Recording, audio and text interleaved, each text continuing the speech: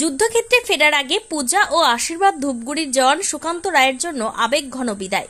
কেঁদে ফেললেন প্রাক্তন বিধায়ক মিতালি রায়। ভারত পাক যুদ্ধ আবহে দেশ রক্ষার দায়িত্ব সামলাতে যোগদান করতে যাচ্ছে সেনা জওয়ান সুকান্ত রায়। পরিবার সহ পাড়া প্রতিবেশীরা মন্দিরে পুজো দিয়ে জওয়ান সংবর্ধনা জানান। যুদ্ধক্ষেত্রে ফেরার আগে পূজা ও আশীর্বাদ নিয়ে দেশ সেবায় আবারও ফিরে গেলেন সুকান্ত রায়। এদিন ধূপগুড়ি 15 নম্বর ওয়ার্ডে মন্দিরে পুজো দিয়ে ভারতীয় সৈনিককে গ্রামবাসীর তরফ থেকে শঙ্খ উলুধ্বনি দিয়ে মালা পরিয়ে সংবর্ধনা দেওয়া হয়। জানা গেছে স্ত্রী সন্তান নিয়ে দীর্ঘদিন ধরে দেশের সেবায় নিয়োজিত ছিলেন সেনা জওয়ান। 22 এপ্রিল জম্মু কাশ্মীরের পহেলগাঁওয়ে পাকিস্তানি জঙ্গিদের হাতে নৃশংসভাবে হত্যা হয় 26 জন পর্যটক। এরপর ভারত পাক যুদ্ধ শুরু হয়ে যায়। এরপর ভারতীয় সেনার সিঁদুর অভিযানের পর পরিস্থিতি আরও উত্তপ্ত হয়ে ওঠে। তাই পরিবারের মানুষকে সুরক্ষিত রাখতে ধূপগুড়ি তার নিজের বাড়িতে স্ত্রীকে রেখে আবারও যুদ্ধে যোগদানের পালা। মঙ্গলবার বাড়ি থেকে দেশ সেবায় যুক্ত হতে যাওয়ার সময় পরিবার ও গ্রামবাসীদের তরফে মন্দিরে পুজো দিয়ে জওয়ান সুকান্তকে সংবর্ধনা দেওয়ার সময় কেঁদে ফেলেন প্রাক্তন বিধায়ক মিতালি রায়। ভারত মাতার সন্তান সুকান্ত রায়, সে তার দেশ রক্ষার জন্য আজকে তার কর্তব্যরত ডিউটিতে যোগদান করতে যাচ্ছে। তাকে আমরা গ্রামবাসী যারা রয়েছি তার পরিবারের পাশে, এবং তাকে যাতে তার মনোবল ভেঙে না যায়, তার যাতে হৌসলা বাড়ে, সেই কারণেই আমরা তাকে তার এই যাত্রার সময় তার যাত্রা শুভ হোক। আমরা আমাদের এই মন্দির, বিষ্ণু মন্দির, শিব মন্দির, মায়ের কাছে, বাবার কাছে আমরা প্রার্থনা করি।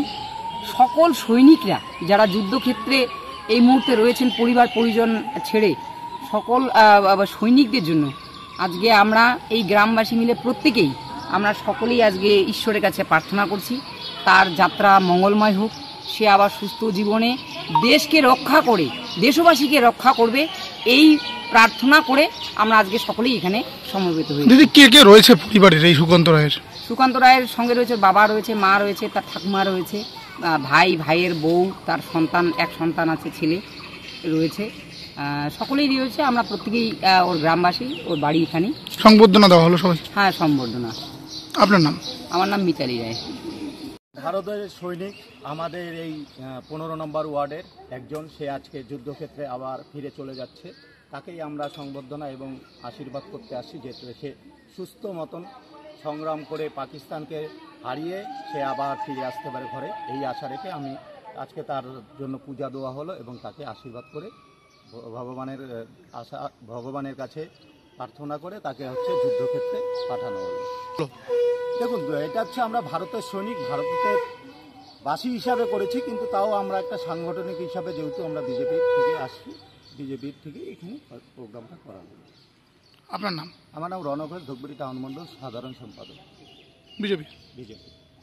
আপনার শহর ধূপগুড়িতে এখন সিনিয়র শিশুরোগ বিশেষজ্ঞ ও allergy asthma specialist doctor Debashis Roy.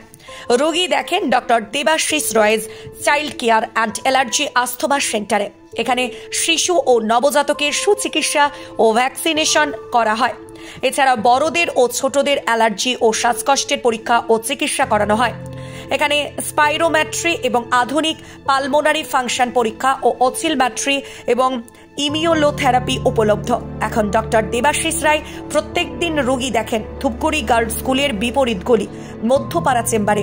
রোগী দেখার সময় জানার জন্য যোগাযোগ করুন 9332050468 অথবা 9732822677 এই নম্বরে। মনে রাখবেন, এখন আপনার শহর ধূপগুড়িতে সিনিয়র শিশুরোগ বিশেষজ্ঞ ও allergy asthma specialist doctor Debashis রায়।